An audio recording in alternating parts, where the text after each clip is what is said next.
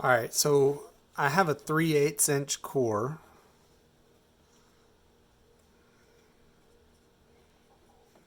And I know I want to do 12 body strings.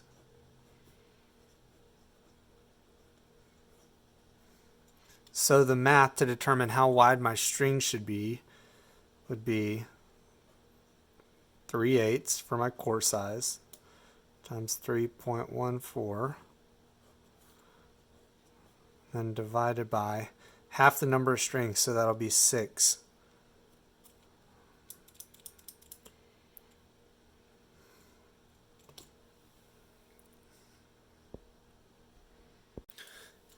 So that equals 0.19625. So that's less than 1/4 inch. In order to figure it out exactly, oops, I'm just going to use my calipers here. So I can convert like this to, I don't know if you can actually see this, the battery's kind of going dead, but I set it on 0.196 right there. And then I just change it. So that's 25 1/28 is what that shows up as.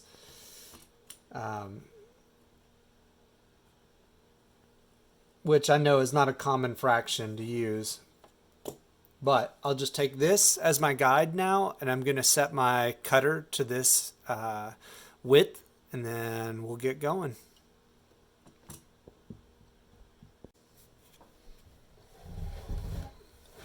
All right, Joe. Let's talk about temper real quick.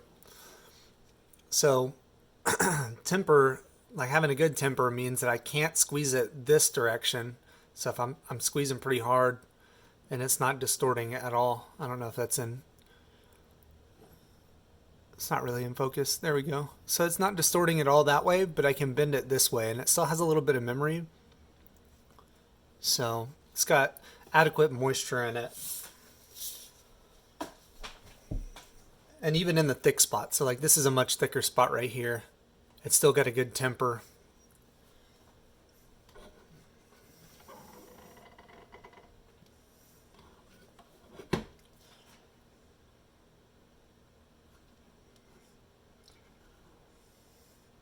So I dropped my splitter blade or my roller down a little bit because I don't want to take a huge bite off here.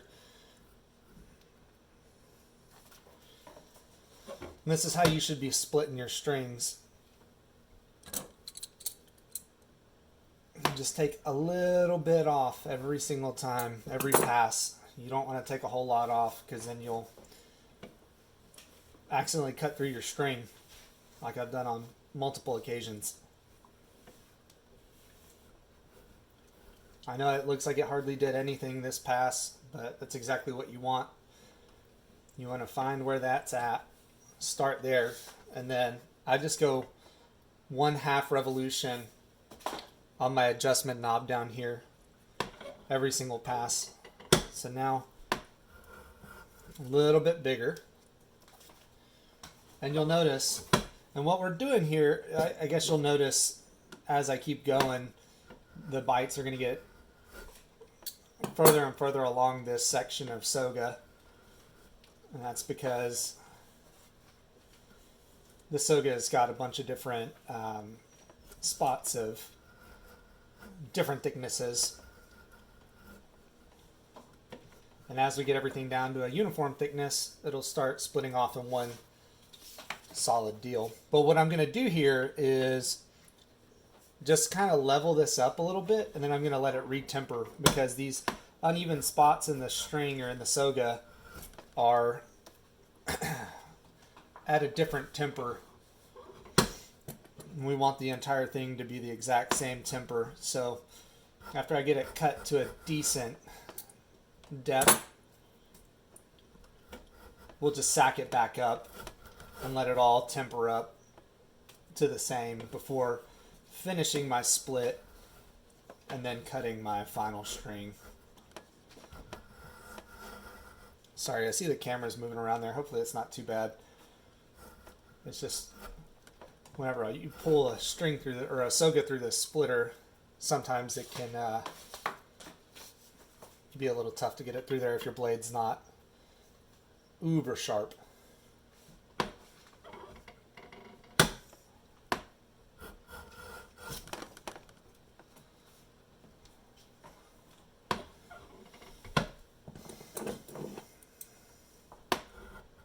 As you can see, the amount that I'm splitting off is more and more every time. It's because it's finally starting to even up. Like this section right here is the thinnest part of this section of Soga, but it'll be fine. I think the final thickness that I'm going for here is actually less than a 1/16 of an inch, so it's really tiny. But now that most of my Soga has been split, and you can tell by this white stuff here, it's to a pretty even thickness. So now I'm going to go dunk it in water one more time, and I'm going to let this Soga temper up to the point where it's good for one more pass and then onto the cutter. Alright, so it's the next day. I've got my last piece that I need for this little quirt. Actually, I did a little bit of talking to my mentor, and it turns out that the way that I'm approaching this is not the way he goes about it. So I'm doing 12 individual strings that are 3 feet long, and he suggests using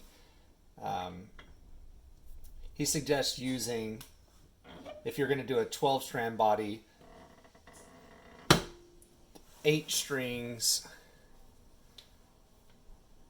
that are 5 feet long. Well, I guess 6 strings that are 5 feet long, and then 2 additional strings to make the eye. I don't necessarily know how long those need to be, but I'm going to cut up another little section of hide from a black hide. This one I think is off of an animal that was not black hided, and I'm gonna try it that way. But since I already have all these strings pretty much cut up, I'm going to give this one a shot as well. The difference is in the way that you braid the eye, and so we'll have to figure that out whenever we get there.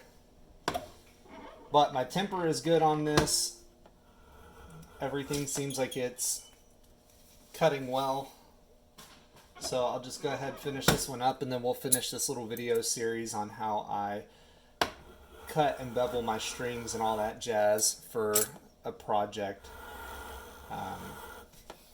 Whenever I have a specific project in mind. So like this one, I've got a 12 strand quirt body in mind. So going through that whole process. So these needed to be 9 1/28 in depth, and right now they're at 5/64, so we are almost there. Just going to take off a little bit more. So we'll just give it a 1/4 revolution, and then my splitter blade is uneven. This really kind of goes into the importance of having a really good splitter blade that's sharpened really well. My splitter blade is a little bit thinner on this side, and so it doesn't sit in the same place over the roller, which gives me less of a split on this side. So since I know I need to take off a little bit, I just did a 1/4 turn, and I'm going to move all the way over to the left hand side to a really sharp spot in my blade also. Well, that's not a sharp spot. You can tell kind of by how that sounds. So I'll move over just a little bit more and see if I can get to a sharp spot. Now this side of my splitter is not doing well today. We'll just finish this split, and then I'll find a better, sharper spot and see if I need to take any more off. But that kind of goes into the importance of paying attention to your tools too. Sound is really important, even though it might not really seem like it. Pay attention to the sound that your tools are making. because it's pretty important. All right, so I just gave it another quarter turn. I'm going to go back here in the middle where I know I've got a sharp part of my blade.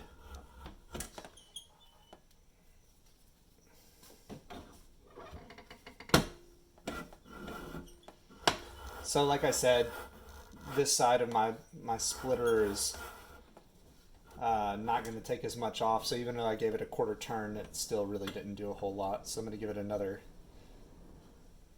half turn. I'm just going to split the end of this off and see what it gives me.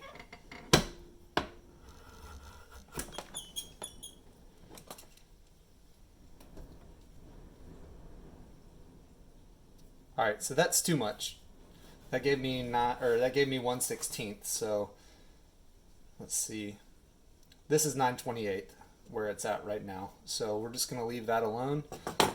And we're done with the splitter portion of that. So now I'm going to take a brief intermission and change out the tool. And this is kind of my tool setup. So I have a little receiver right here and I have everything mounted on a 2x4. It's kind of hard to pull out of there, but it's actually a really nice little setup.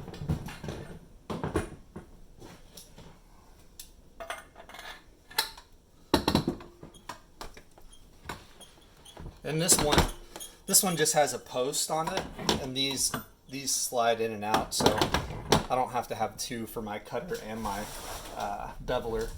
I just have this one, and then I just change out these as needed. All right.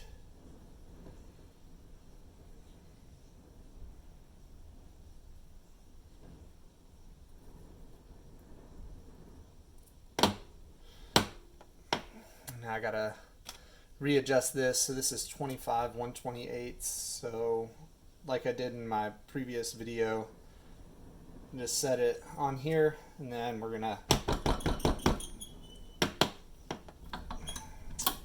adjust this as necessary.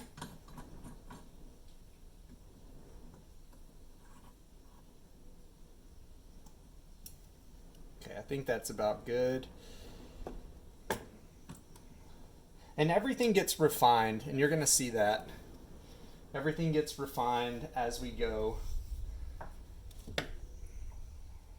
So since I already have this, I only need one more string in order to complete my 12 strands, but I will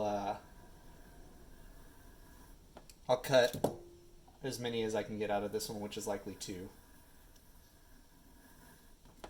But I just make sure I pull the same way after I readjust my hands. And that gave me a string, and I'll take one more off there, and then we'll throw it in the sack for a few minutes, and we'll come back after it's kind of evened up a little bit in temper and get to beveling. And then once we bevel, we'll be ready to braid. So I don't know if I'm going to show this exact project. I may as well. It'll be a learning process for me because I haven't done this style, I guess, as far as doing this plus the turn back. But that's our strings right now. Fairly good looking, really consistent.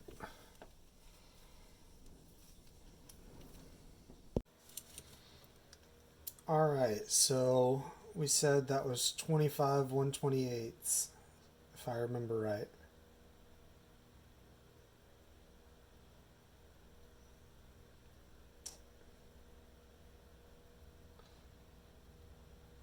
Okay, so now that I got my calipers set to the right width here, I'm going to go ahead and set my splitter, or sorry, I always call it a splitter, it's my cutter, to the right width.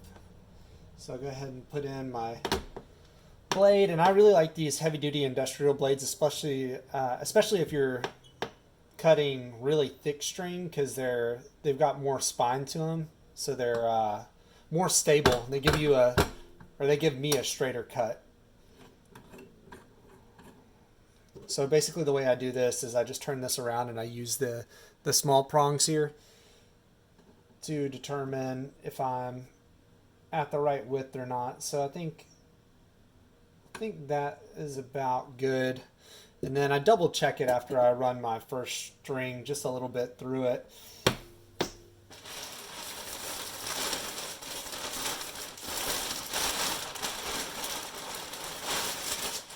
So I've got my tempered up Sogas, and once again, demonstrating the temper there. I can't squeeze them this way. I can squeeze them a little bit. So they're probably a little bit on the wet side, honestly. Yeah, they seem kind of wet to me right now.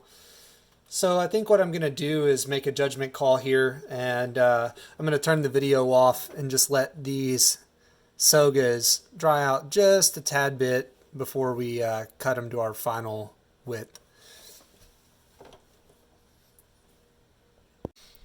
All right, my strings have dried out just a little bit, and that's really all I want. I didn't want them to dry out a whole bunch, just a little bit.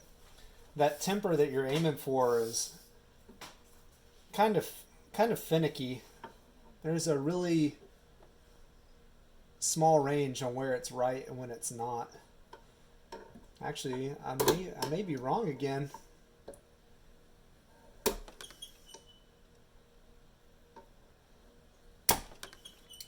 So as always, be careful. Don't run your thumb into that.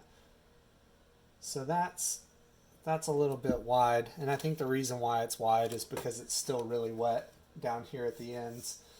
So this is, once again, not good, but it's better to recognize that it's not good and stop than to recognize that it's not good and just keep on going with it. I think that's another important thing to learn. If your strings aren't what they need to be, don't use them, or don't do whatever it is that you're trying to do with them.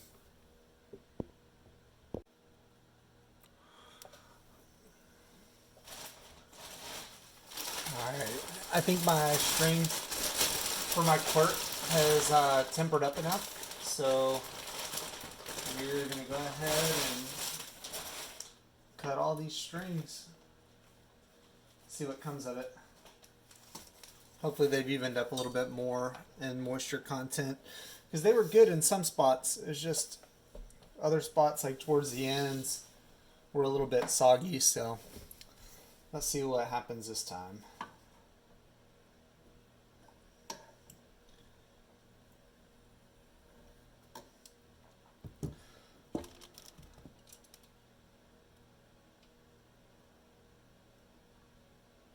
That's just a little bit wide, and I mean ever so slightly wide.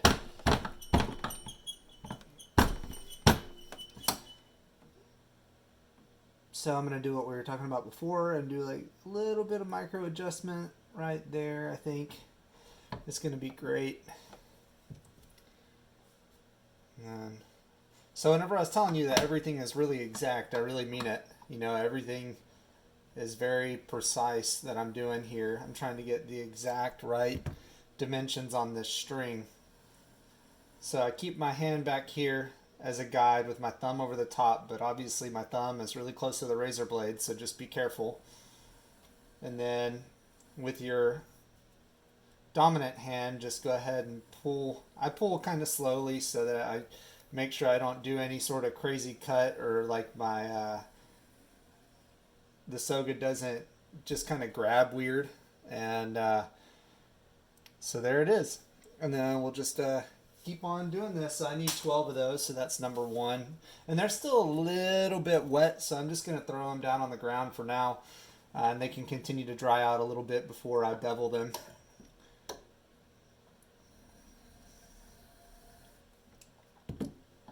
So I think I'll get 2, maybe 3 strings out of each one of these Sogas. Hopefully I get 3, because I only cut 5 Sogas, so I need to have 3 out of 4, or if I'm only getting 2, I need to have 6 Sogas. So I may have to cut me another Soga here in a little bit, but we'll see how far I get. So there's not really anything I'm showing you with these next strings, but just kind of want to show how I cut my strings. So that's pretty close, so we'll go ahead and use this, I guess. I'm not really taking anything off. I think you can see the amount that I'm taking off, but it's barely scraping the edge. So if it's between using this and cutting another Soga, I'll probably just use that. So that's one Soga down, and we'll just keep on going through all of them. So this is the one that I started earlier, and I determined that my Soga was still a little bit wet. So actually on each one of these Sogas, I'm just going to move to a new spot on my blade. So I just bump it down just a little bit and really crank down on it so that your blade doesn't move whenever you do go to cutting. It's really important that that blade doesn't really flex around on you or anything like that, because if it does flex, like if you use the flimsier blades, which I know a lot of rawhiders do, even really good ones like Jay Adcock use the single edge with the back on the other side of it. I don't know what they're called, but the little single edge razor blades, I think that might just be what they're called. They use those, but you have to be dang sure your temper is spot on if you're going to use those. With this one, you can kind of get away with a little bit drier temper, which, as I was telling you before, I kind of like that. So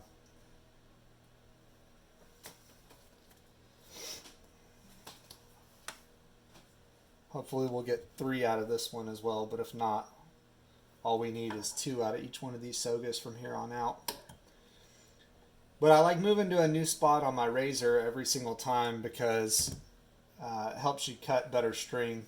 If you're cutting with a really dull blade, it's pretty difficult to cut really nice, good string. Actually, I think I went about this one backwards. But it's okay. I just cut from the opposite direction. Usually, and I'll have to show you on one of the other Sogas, but usually you cut from a specific direction, or at least I do. I feel like it does help me.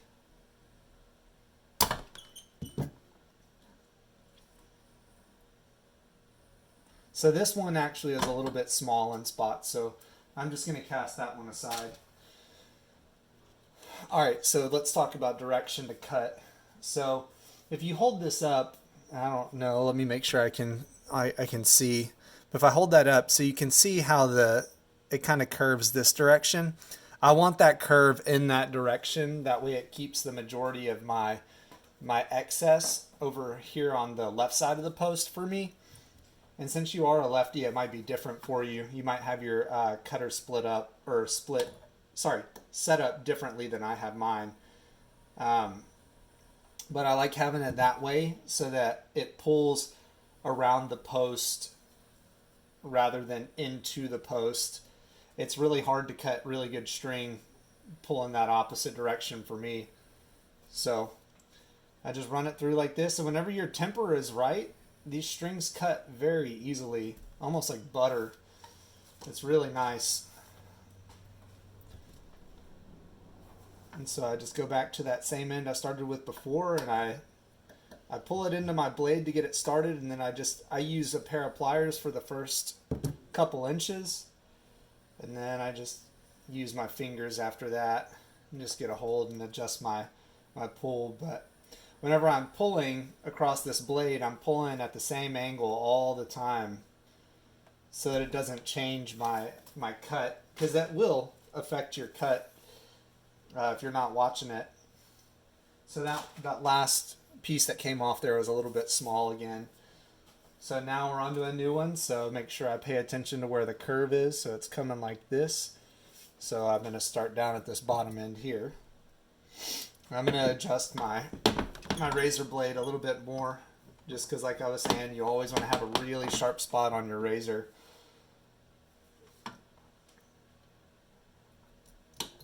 Or on your blade, like if you're using your Osborne splitter, you're going to want to have a real nice sharp edge that you're using to cut your rawhide.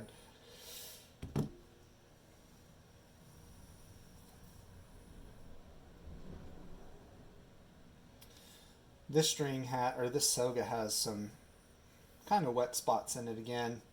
I'm just having to watch that as I cut, because the wetter spots will kind of bunch up between your post and your blade. and it'll give you a thicker section right there than the rest of the string. So you got to be real careful about having Soga that's not completely even tempered.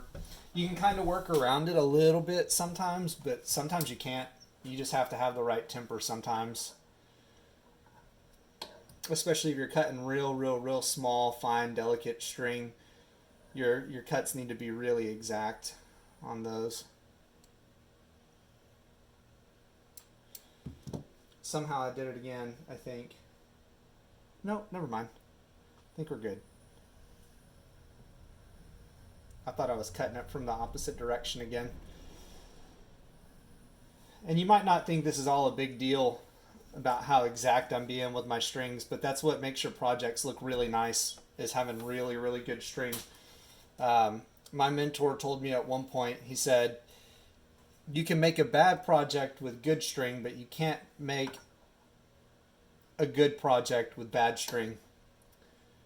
Basically meaning your string has to be good no matter the project you're making. I'm barely going to skirt by here with enough strands out of this. I barely got that third Soga out of that first, or that third string out of that first Soga, but it'll be really helpful because then I won't have to temper up and use another 5-foot section of Soga just for a single string. One of the things too about rawhiders is we try to be as thrifty as we can, meaning, you know, like this, try to use every little bit of a hide that you can get off of an animal. So we try to cut our Sogas and everything like that to certain widths because it yields the most string, the most usable string with the least waste. So rawhiders really are masters of I guess recycling, almost like natural recycling.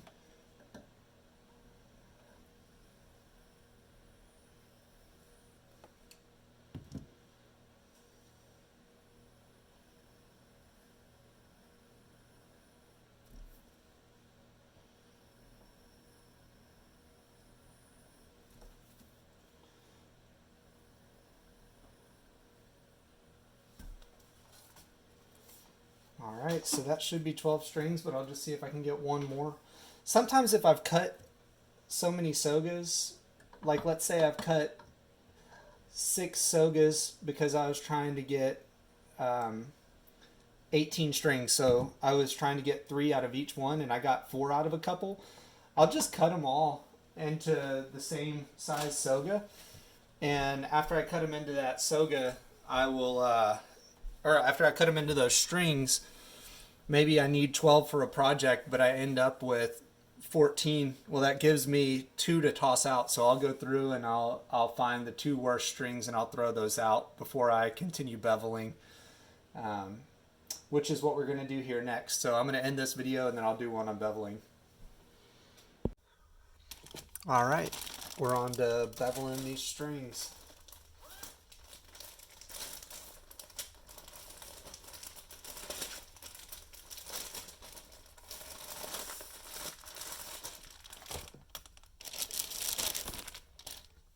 So on these, I don't necessarily set them to any specific width, just because it's really hard for me to judge where to set them with the calipers. What I do is I just take my string that I'm going to use and I set it where I think it needs to be. Then I just take the very end of it and just run it through there, and then I'll just kind of do a quick assessment. And I think that's a little bit too deep of a bite, so I'm going to back it off just a little bit. There are essentially 2 different kinds of bevels as far as I understand it, and those are you've got your regular bevel, which is beveled on the top and bottom, so flesh side and hair side, but on the sides here it'll be like there'll still be a side to it. It won't come to a direct point. And that's kind of how this bevel is going to be for this project. You can also do a different kind of bevel, which that's still a little bit too much. A different kind of bevel, which is basically like a deep bevel, which is only on one side. And it just is a much deeper bevel, and that's usually done on the hair side. And it can make your strings look really nice, especially if you're doing them on like a body or something like that. It can be really, really nice looking. This is a lot of fine tuning doing this process, so really take your time with it, figure out what exactly it needs to be, and then go ahead and run your string through there. I think this might be just a tiny bit too little because that's just barely anything coming off there, and I want to take just barely deeper bite, so just back it off just a teeny bit, and let's see what this does. Once you get it set though, you're good for the rest of your strings, and that's the nice part about it, is you just kind of set it once on your first string, and then since you cut all your strings on the same setting, it should take off the exact same amount per string unless one of your Sogas was drier than another one. And then in that case, you may have to adjust it as you go. But this makes it fairly easy. So I think we're right on the money with where we got the bevel on this thing now. Maybe it didn't take off anything extra. Let me see. I know this is taking me a while just to get this first string done, but once I get the first string done, I can just kind of zip through here. So I'm going to back it off, or just go a little bit deeper on my bevel, and we'll see. Sorry. It usually doesn't take me this long to figure it out, but I'm sure it's because I'm filming that it's being ornery.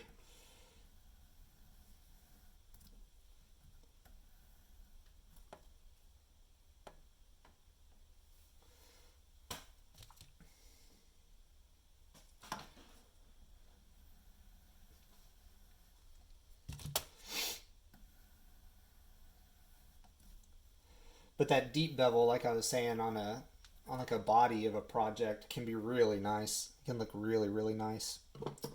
I've only done, I think, one project like that, but the body came out one of the best that I've done. So it just depends on what you want to do with your project. You know, all these things, you got to kind of try them out for yourself and see what you like best. And really, most importantly, if it's a piece of gear too, you know, that's actually going on a horse, see what the horse likes best. So if you're not using the gear yourself, you know, it's kind of hard to get that feedback, but I encourage everybody that buys a piece of mine to kind of give me some feedback so I know how everything's working that I'm making.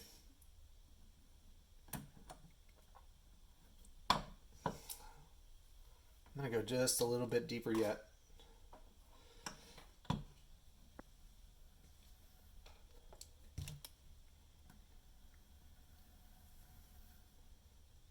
This spot in my blade may actually be dull now as well. I might have to grab a new one. Sometimes whenever you move your splitter and it doesn't really catch, it's because you're, I'm sorry, not your splitter. Sometimes whenever you move your razor blade or your the width of your beveler and it doesn't really catch, it's because your blade is too dull. So this blade's about at the end. So I'm not going to adjust anything since I think it might be my blade itself that's causing the problem. I'm just going to grab a new blade, stick it in there, and then start kind of slow and start at the beginning of the string like I was doing in the or start at the end of the string just like I was doing in the very beginning, and see where you end up. Make sure your blade is pushed all the way up forward as it can get, because if you set it back, it won't give you the same cut. So like I said, just gonna go through here and see if anything comes off. And it's really not. Just kind of interesting. I felt like I moved it a decent amount and I didn't really do anything.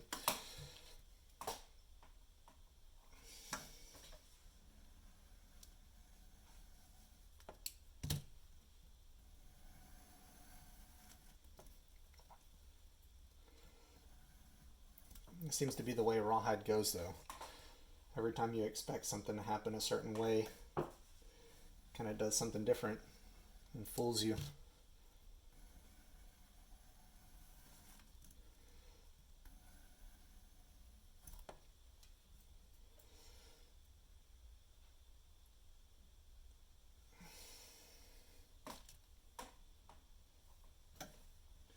And there is nothing wrong with doing this, with going back over a project or over a string multiple times in order to get it just how it needs to be. I think that's actually what makes work stand out, is whenever the strings are cut really, really well, and beveled really well and very consistently. You can see it in the end product for sure. So take your time on your projects. You know, this is really the most important step, is splitting, cutting, beveling string, and doing it all at the right temper. That way, whenever it actually goes onto your finished product, it looks really nice. So I'm not necessarily going to make you guys sit around, or you all sit around this entire time and watch me just cut my strings up, but so I'll probably finish up this one right here, and then I'll turn the video off and we'll come back once we actually start making the braid. And I'll probably do that as a separate video, actually, now that I think of it, just because doing it as a separate video will make everything, make this one just a string cutting video, and then that way people don't have to sit all the way through the string cutting process whenever it comes time for the actual braiding. I think people might appreciate that, because this is already, I'm assuming, going to be a fairly long, fairly lengthy YouTube video just on cutting string.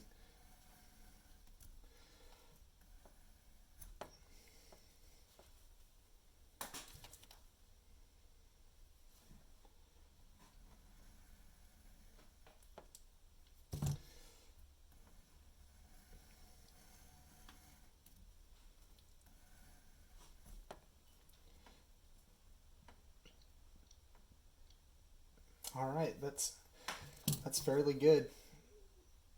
And like I was saying, you know, once you get it set where it needs to be for your first string, just keep it right there and run the rest of your strings through it. And if you've cut all your strings to the same width, which you should, as long as you don't move your cutter blade any whenever you're cutting your strings initially, you can just run them right over this beveler and not have to worry about adjusting on every string.